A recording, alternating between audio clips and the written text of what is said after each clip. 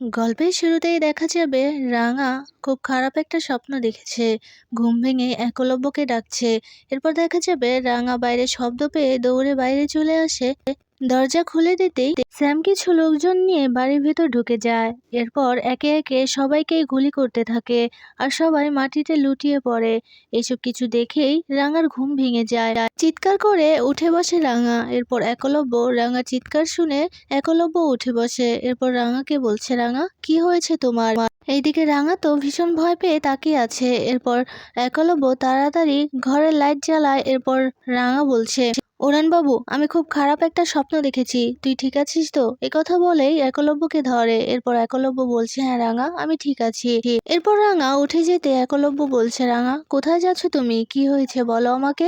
রাঙা কিছু শুনতে চায় না, দরজা খুলে বাইরে বেরিয়ে আসে আর বারবার করে সবাইকে চিৎকার করে ডাকতে থাকে। এরপর রাঙা চিৎকার শুনে সবার ঘুম ভেঙে যায়। সৌব বাইরে এসে বলছে, রাঙার আবার কি হলো? এভাবে চিৎকার করছে কেন? ওইদিকে রাঙা চিৎকার করতে করতে ড্রয়িং রুমে চলে যায়। বাড়ির সবাই ড্রয়িং রুমে চলে আসতেই দেখা যাবে রাঙা সৌবকে বলছে, বড়দাদা ভাই তুই ঠিক আছিস তো? এরপর দেখা যাবে সার্থকী আর ময়নাও আসে। সার্থকী এসে বলছে, এ আবার কোন নাটক শুরু করেছে মাঝরাতে।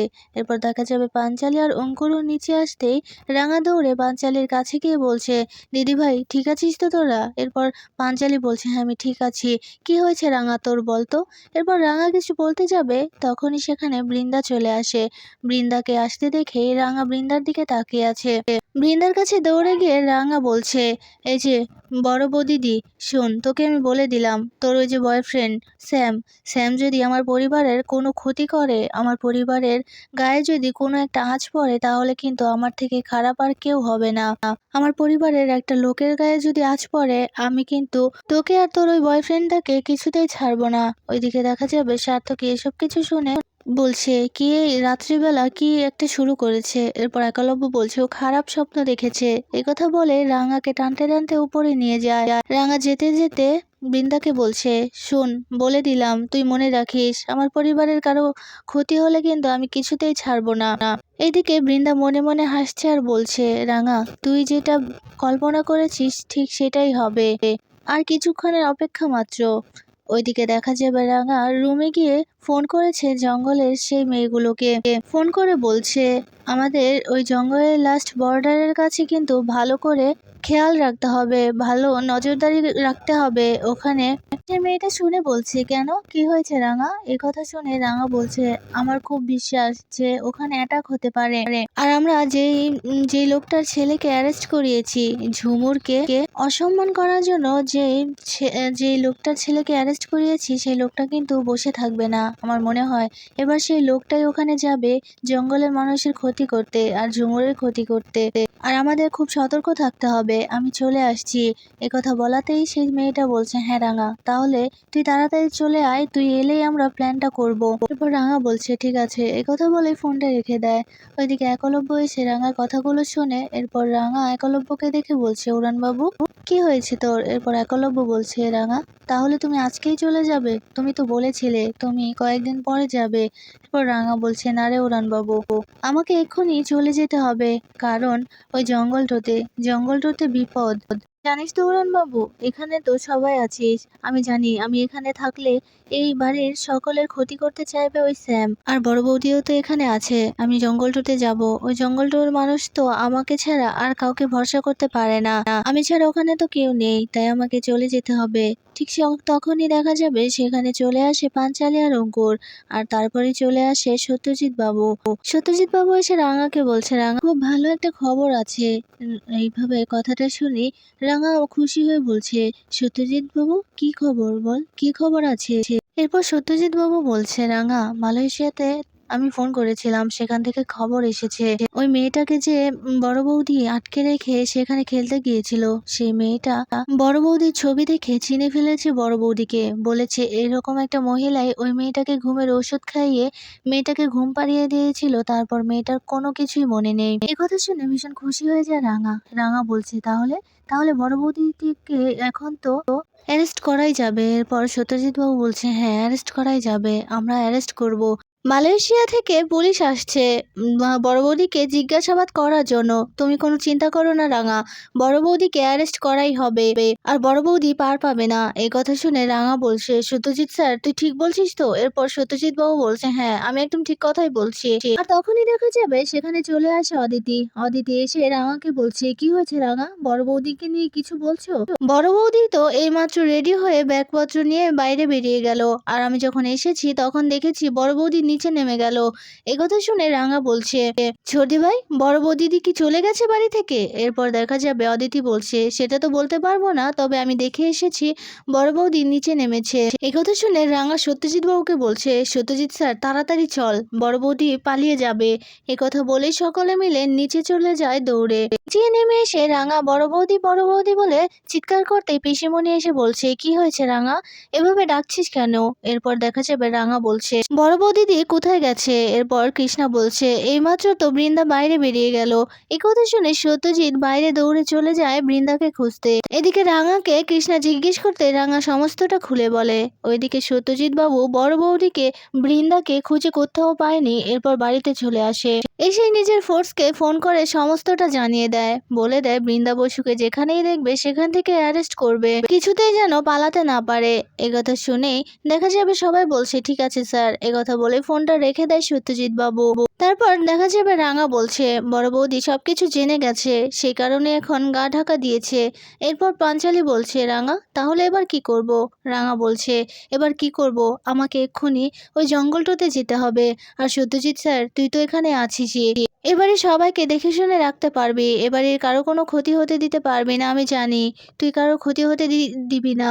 আর আমাকে এক্ষুনি চলে যেতে হবে সেই জঙ্গলটাতে, আমাকে ওখানে খুব দরকার রে, কারণ ওখানে আমি না গেলে হয়তো কারোর ক্ষতি করে দিতে পারে, আর ওই ঝুমুরের লাইফ রিস্ক আছে। একথা বলেই দেখা যাবে একলব্যকে বলছে, উড়ানবাবু আমি এবার যাই, আমি সবকিছু তৈরি করি গিয়ে। একথা বলেই নিজের ঘরে গিয়ে নিজের জামা কাপড় গুছাচ্ছে রাঙা। তখনই সেখানে চলে আসে একলব্য। একলব্যর দিকে তাকাতেই দেখা যাবে একলব্যর মনটা ভীষণ খারাপ। রাঙা সেটা বুঝতে পেরে একলব্যর কাছে গিয়ে বলছে, উড়ানবাবু কি হয়েছে তোর, তোর মনটা খারাপ বুঝি? একথা বলে একলব্যকে ধরে বলছে, উড়ানবাবু তুই একদম চিন্তা করবি না, তুই আমার জন্য একদম চিন্তা করবি না, আমি ভালো থাকবো। আর তোরাও কিন্তু সাবধানে থাকবি, ভালো থাকবি, ঠিক মতো খাওয়া দাওয়া করবি, আমাকে নিয়ে কোনো চিন্তা করবি না। একথা বলে একলব্যকে জড়িয়ে ধরে। একলব্য বলছে, রাঙা তুমি সত্যিই চলে যাবে? একথা বলাতেই রাঙা বলছে, হ্যাঁ রে উড়ানবাবু আমাকে তো যেতেই হবে। এরপর একলব্য বলছে, আচ্ছা রাঙা আমাদের সম্পর্কটা কি এভাবেই চলবে? এই কথা শুনে রাঙা বলছে, এভাবে মানে কি বলছিস তুই উড়ানবাবু? এই কথা শুনে একলব্য বলছে, এই যে তুমি ওখানে আমি এখানে নিজেদের কাজ নিয়ে ব্যস্ত থাকবো, আমাদের সম্পর্কটা কি এভাবেই থাকবে? এই কথা শুনে রাঙা বলছে, উড়ানবাবু তোরাই তো চেয়েছিলিস যে আমি নিজের পায়ে দাঁড়াই, আমি নিজে কিছু একটা করি। তুই মা তোরা চেয়েছিস বলেই তো আমি সাহস পেয়েছি। জানিস তো আমার উপর এখন অনেক দায়িত্ব, আমার উপর সবাই কত ভরসা করে জানিস? ওই জঙ্গলটোর দায়িত্ব আমার হাতে, ওখানে কারোর কোনো অসুবিধা যেন না হয় সেই দায়িত্বও কিন্তু আমার হাতে। তোরা তো এটাই চেয়েছিলিস আমি নিজের পায়ে দাঁড়াই, আমি নিজে কিছু একটা করি, আমি লোকজনের ভালো কিছু করি, আমি মানুষের পাশে দাঁড়াই, এটাই তো তোরা চেয়েছিলিস। এই কথা শুনে একলব্য বলছে, হ্যাঁ রাঙা এটা আমরা চেয়েছি, তবে আমি চাই তুমি আরো বড় হও, তুমি সবার ভালো কাজে লাগো, এটাই আমি চাই। এই কথা শুনে রাঙা ভীষণ খুশি হয়। এই কথা বলতেই দেখা যাবে রাঙাকে একলব্য বলছে, রাঙা একটা কথা ছিল। রাঙা বলছে, হ্যাঁ উড়ানবাবু বল। এই কথা শুনেই একলব্য বলছে, আমি না সেই চাকরিটা ছেড়ে দিয়েছি। এই কথা শুনে রাঙা তো ভীষণ অবাক হয়ে যায়, বলছে, কেন ছেড়ে দিয়েছিস মানে, কোনো সমস্যা হয়েছে? একলব্য বলছে, না আমি না খুব ভালো একটা চাকরি পেয়েছি, ফ্লাই করার চাকরি পেয়েছি আমি খুব ভালো একটা, সেখানে পরিস্থিতিও খুব ভালো, সেই কারণেই। রাঙা বলছে, এটা তো খুব খুব খুশির খবর, তুই মাকে বলেছিস? একলব্য বলছে, না মাকে জানাবো। রাঙা বলছে, মাকে বলিস, মা তোকে বরণ করে পাঠাবে কাজে। এরপর একলব্য বলছে, হ্যাঁ রাঙা একথা শুনেই খুশি হয়ে যায় রাঙা। ওইদিকে দেখা যাবে বৃন্দা স্যামের জন্য অপেক্ষা করতেই স্যাম বৃন্দাকে দেখতে পেয়ে গাড়িতে উঠে বসে। বৃন্দা স্যামকে বলছে, স্যাম আমাকে অ্যারেস্ট করার জন্য অ্যারেস্ট ওয়ারেন্ট বের করেছে, আমাকে যে কোনো মুহূর্তে অ্যারেস্ট করা হবে, তুমি প্লিজ অগ্রিম বেলের ব্যবস্থা করো, একজন উকিলকে ধরো। স্যাম বলছে, তুমি কোনো চিন্তা করো না, সেটা ব্যবস্থা হয়ে যাবে, আমি কথা বলেছি, তবে একটু সময় লাগবে, তোমাকে কিছুদিন গা ঢাকা দিয়ে থাকতে হবে। এই কথা শুনে বৃন্দা বলছে, কি বলছো কি তুমি স্যাম? স্যাম বলছে, হ্যাঁ আমার কাছে প্ল্যান আছে, আমি একদম জ্বালিয়ে দেব, সবকিছু জ্বালিয়ে দেব। ওই রাঙা আমার ছেলেকে অ্যারেস্ট করিয়েছে, আমার ছেলেকে জেলে রেখেছে, ওই জঙ্গল আমি ছাড়খাড় করে দেব, রাঙা সহ সবাইকে আমি চিতায় জ্বলাবো, আমি পুরো গ্রাম একেবারে জ্বালিয়ে দেব, ওখানে ঝুমুরকেও জ্বালিয়ে দেব আমি। এই কথা শুনে বৃন্দা বলছে, ভালোই হবে, আমার তাহলে গায়ের জ্বালাটা ঝুরবে। ওইদিকে দেখা যাবে কৃষ্ণা রাঙার জন্য অনেক খাবার রান্না করেছে। এরপর রাঙা বলছে, এ কি করেছিস তুই পিসিমণি? নতুন জামাই রয়েছে, নতুন জামাইকে রেখে আমাকে এত খাবারগুলো কেন দিচ্ছিস? এ কথা শুনেই সত্যজিৎ বাবু বলছে, রাঙা আমার জন্য খাবার আছে, তুমি চিন্তা করো না, তুমি তো জঙ্গলে চলে যাবে, সে কারণে মা তোমার জন্য সব ধরনের খাবার রান্না করেছে তোমার পছন্দ মতো। এরপর অদিতি বলছে, হ্যাঁ রাঙা তুমি খাও। এরপর পিসিমণি বলছে, রাঙা তুই তো কিছুই খাচ্ছিস না, খা না, তোর জন্য রান্না করেছি, তুই ওই জঙ্গলে চলে যাবি, সেখানে গিয়ে কি খাবি না খাবি সেটা তো আমি জানি না, সেটা তো আমি দেখতে পাবো না, তাই বলি কি তুই খা, আমার সামনে খা, আমি দেখবো।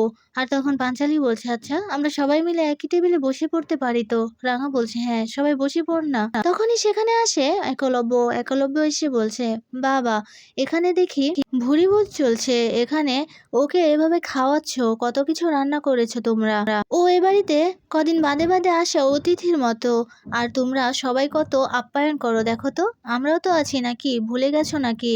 আমাদের কথা কি করে ভুললে তুমি পিসিমণি? আর ও তো দুদিন বাদে বাদে আসে, এখানে আসে অতিথির মতো বেড়াতে আসে, আর ওকে এত কিছু রান্না করে খাওয়াও। একলব্যর কথা শুনে সবাই হাসছে। এরপর পিসিমণি বলছে, তুই এভাবে হিংসে করছিস কেন?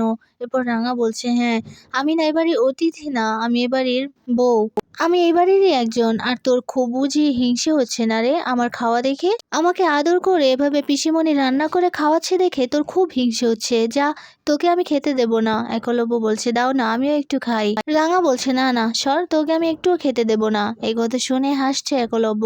এরপর রাঙা বলছে, আমি তো এই বাড়ির অতিথি না, এই বাড়ির প্রত্যেকটা ইট কাঠে আমার ছোঁয়া আছে, এই বাড়ির প্রত্যেকের মনে আমি আছি, আমাকে সবাই ভালোবাসে আর আমিও সবাইকে ভালোবাসি। এই কথা বলতে বলতে রাঙার মনে পড়ে যায় স্যামের কথা, সেই খারাপ স্বপ্নের কথা মনে পড়ে যায় রাঙার। এসব কথা ভাবতে ভাবতে চিন্তিত হয়ে যায় রাঙা।